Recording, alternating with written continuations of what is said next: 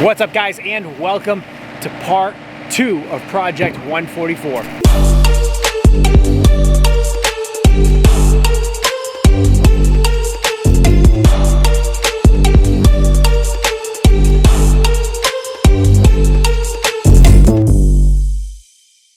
So in the first video you saw us breaking down Connor's Razor down to the frame. We've got the frame here, and we are bringing that to Pelletier Offroad. Brad Pelletier is going to be welding up our CageWorks Baja cage for this build. So we're getting it on the trailer right now. We're about to be heading out, and we're gonna see you guys there. Ain't going nowheres.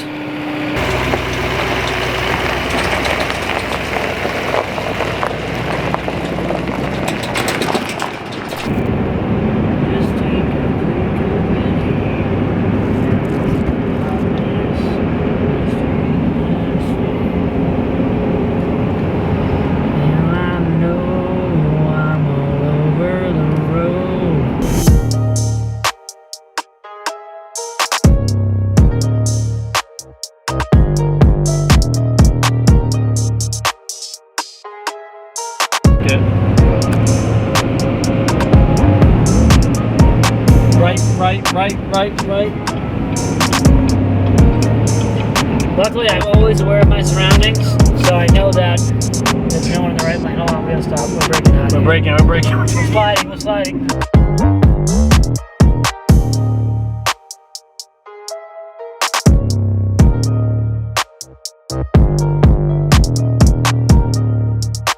Yeah? Is this your machine right here? The orange one's mine, yep. Nice. Yep, that's the race car. That's my old man. This is yours? Yep, they're all ours. All the family cars, yep. Oh shit, look at this, huh? Yep. This is nice. That car, the back one is known as Hellfire. Yep. It was Assault Industries 2016 SEMA car, I want to say. It was pretty much, they threw everything they manufactured on that car and then plus more. We bought it out in Vegas a couple of years ago at the Mint 400 race. We'll also be racing this car with the UTV Rally Rush Series up in Maine and New Hampshire. There's 2 rounds at Hemans in Maine and then a couple of rounds in New Hampshire. No shit. Yep. 3 rounds are in New Hampshire. Last year all 5 rounds were at Hemans in Maine, but I think that was because of the COVID thing, trying to condense it down. Damn, dude.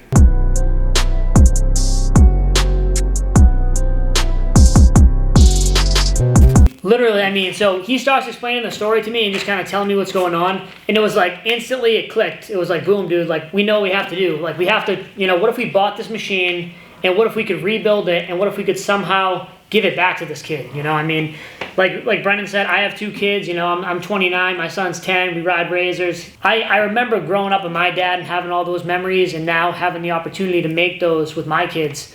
And to think that there was someone out there who, you know, wasn't going to get to finish that and wasn't going to get those opportunities, it hit hard.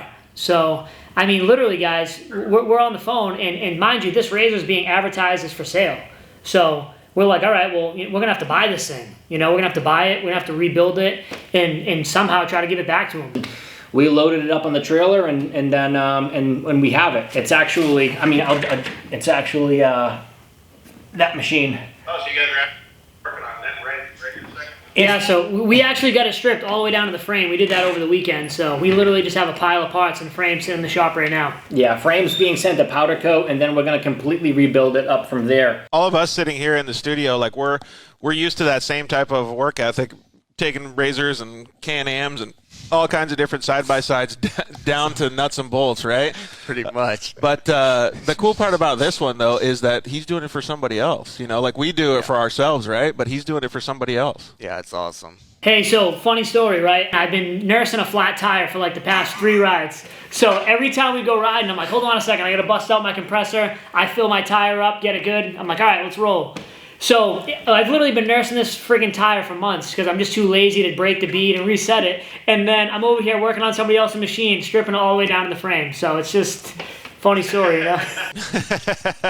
That's what you get, dude. Karma. Yeah, what do they say? The best mechanic, his car always runs the worst. The best mechanic's car always runs the worst. That's a good one. I like that. Oh, man. I'm so stoked that you guys are doing this and giving back to the side-by-side community, and not just the side-by-side community in general. You know, like, it's just, like you said, it started off as a project that you guys were just going to buy a car on Craigslist or Facebook, wherever, and then just fix it up, right? And it turned into this great I don't know what you want to call it, thing with the side-by-side industry. It's awesome. Project 144 is definitely going to help show people that you can give back to the community, and it's going to help change Connor and his family's life, because they'll have a piece of their father rolling around with them, man. They can go out there and shred. I don't know if what do you think Dad will say when he goes out there and launches it over a huge jump? Hopefully he sends it, dude. That's what I'm hoping for. Big hope. Hey, so I got a message that just came in from on my cell phone from a personal message that came from the guys at Rugged Radios, and they just said that they're really stoked on all the stuff that you're doing, and they would like to donate a kit for Connor's car. And that'll be really cool, because anytime Connor wants to talk to anybody in the car or outside of the car, he can have communication with them and help them out. So thank you very much to the guys at Rugged Radios for offering that up, man. That's awesome. Hell yeah. That's so awesome. cool, man. Thank you so much. That's so cool, guys. Well, that was one of the things too. Like when we got the machine and we were sitting down and we're kind of talking about, we're like, you know, like we started our whole channel because we have a YouTube channel. We started our whole channel because we love side-by-sides. We love riding. Like, we're from New England, so we're in New Hampshire, Vermont, Maine. Like, that's our stomping grounds is up there and up here in New England. And so it was just one of those things, like, we love the experience so much, so we just want to share the experience with the people. And so when this project came around, this was like, hey, listen, like, we started this to share the experience with people, and now we find an opportunity to do something crazy, like, and something huge for one of our own, for someone who likes to ride and loves the experience as well. So we were like, that's just what made it make sense for us. You know what I mean? It was just like, this is us, this is what we do, this is what we enjoy, and we want to spread that. Well, yeah, and being in New England too, I mean, like, it's not quite, I talked to you a little bit earlier this week, Brendan, about some stuff, and, you know, for us, it's pretty easy since we live on the West Coast. We can go to the dunes, we can go hit trails, like all that stuff. It's a little different for those guys when they want to go riding, but it's cool that they're showcasing how you can actually go do it back there, and I'm glad that some of the companies out here on the West Coast are interested in your project, like Rugged, man. The cool thing about around here is you get to go really fast, and it's like tree. Yeah. Dude, I don't do don't good. screw up. You know they do it in the trees. Mistakes. Do you guys do good in the trees? Because they scare the shit out of me. No, I've been trying to get up there and do a GNCC race on one of the big 4-wheel drive quads, but I just can't. I don't know how they go that fast in the trees. It's like ridiculous. just dodging death the whole time. All I remember is Cal City racing next to the power poles that were like 2 feet away from you going about 90 miles an hour. That was scary enough. Yeah, you're like, Yeah, oh, it's shit. Yeah. Yeah, I don't know if you guys just saw the comment that came in, too. PRP Seats just jumped on. Justin and Aaron over there at PRP Seats looked like they said, hey, guys, I've been listening to your guys' story. We'd love to contribute harnesses, storage, and steering wheel for the project. Dude, that's awesome. Actually, I just got a message from Justin at Shock Therapy, not to get too personal, but he was at the dentist and his lip is too numb to actually call in. But he said that he would really like to be a part of the project as well. Justin just said that he'll take care of whatever you guys need to get those shocks dialed in for Connor, man. That's super, super cool that people are jumping on board for you guys. Thank you very much to Justin over at Shock Therapy for chiming in, watching the show, and letting these guys know that he's on board to help out with whatever you guys need. That's super, super cool, man. That's side-by-side industry. Every time this stuff happens, it amazes me. I hate to interrupt again, but the guys over at Desert Squadron, they do you know the guys over at Desert Squadron, John Lewis? They do first aid trauma kits and things like that, and they're offering some trauma kits to be able to put in there as well, it looks like. So if you guys want to do that, I think that would be a fantastic idea to have. I always have a first aid kit on my UTV, no matter what. People get hurt somehow. I don't know how it happens, but I don't know. It's this racing thing. But I think it would be awesome for the Desert Squadron guys to jump on board with the project to get Connor all dialed in. So if anything does happen out on the trail with Brendan or Rich, he can fix them.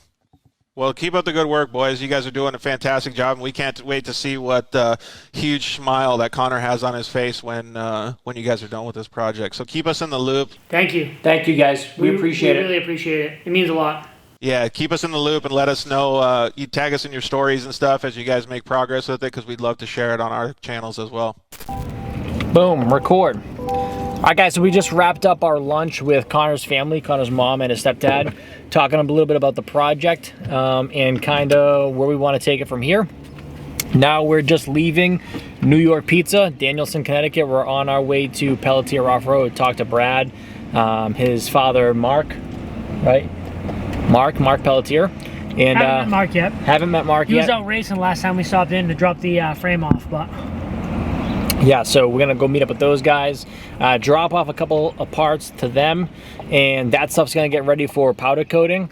Really, really nice color on the frame, the cage. We're gonna do the radius rods and the trailing arms. So that's exciting. I can actually tell you guys the color of the frame because Brennan's just gonna do that thing where he like beeps it out. So it's gonna be a frame. So we'll beep it out. Yeah. Let's go see Brad. I'm excited. You excited? Very excited. I'm just trying to drive and talk on the phone and do all these things at the same time. So. Oh, jeez. There goes the GPS. See? And the Yukon, the rental. Rich was hit in his truck a couple weeks ago. The Duramax is in the shop. It's in the shop. Duramax is in the shop getting some work. Driving the Yukon now.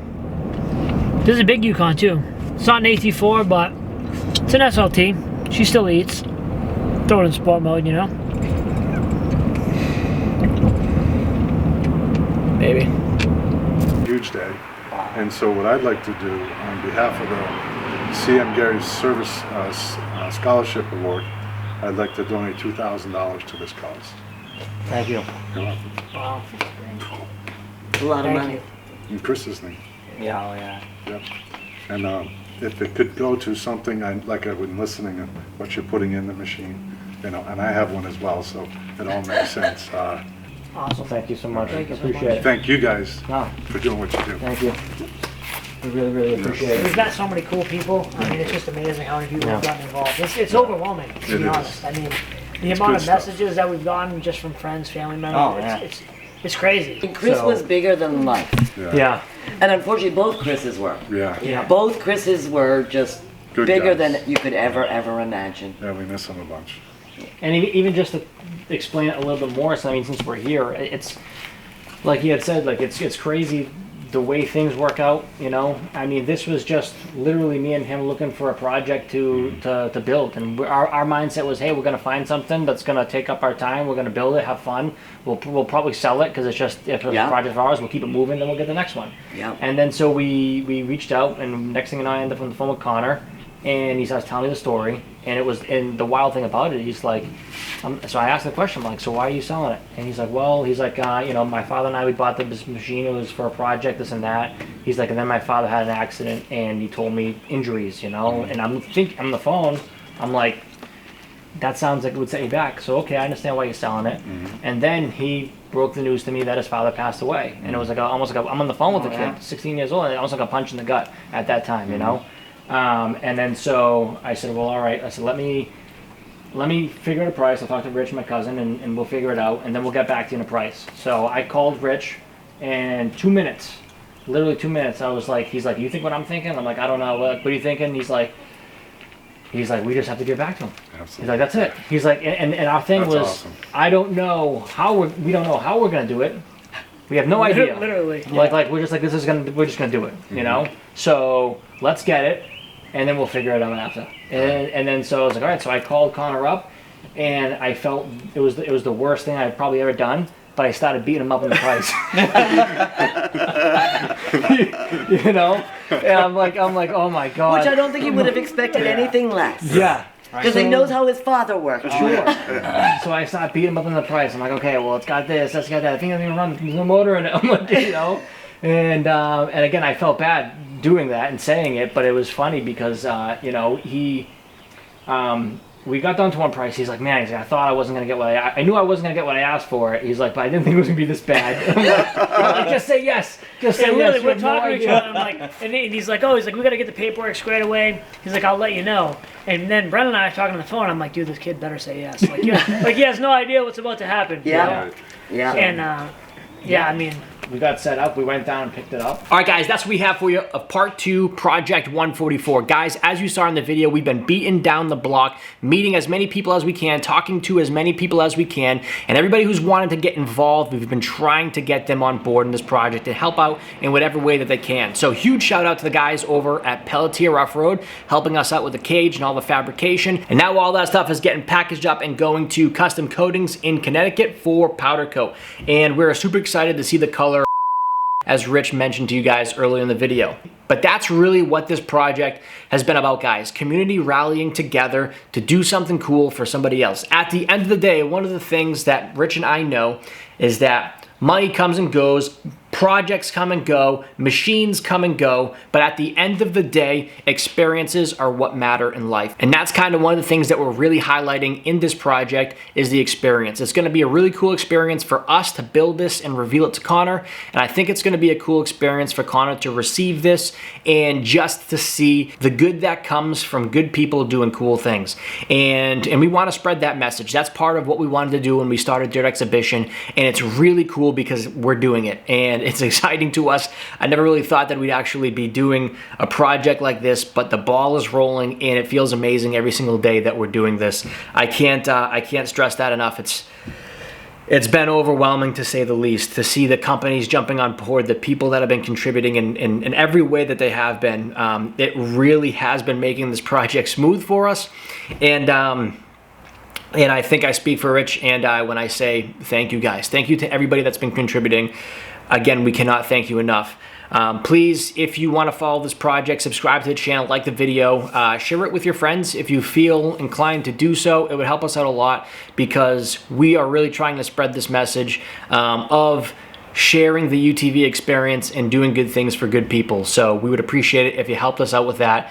And again, subscribe to the channel, like the video. So thank you so much. We're gonna see you on part 3. Hopefully by then we're gonna be picking up the frame and the cage and getting this thing going, getting this thing built up. So again, very excited for what is to come. So thank you guys. We'll see you in the next one.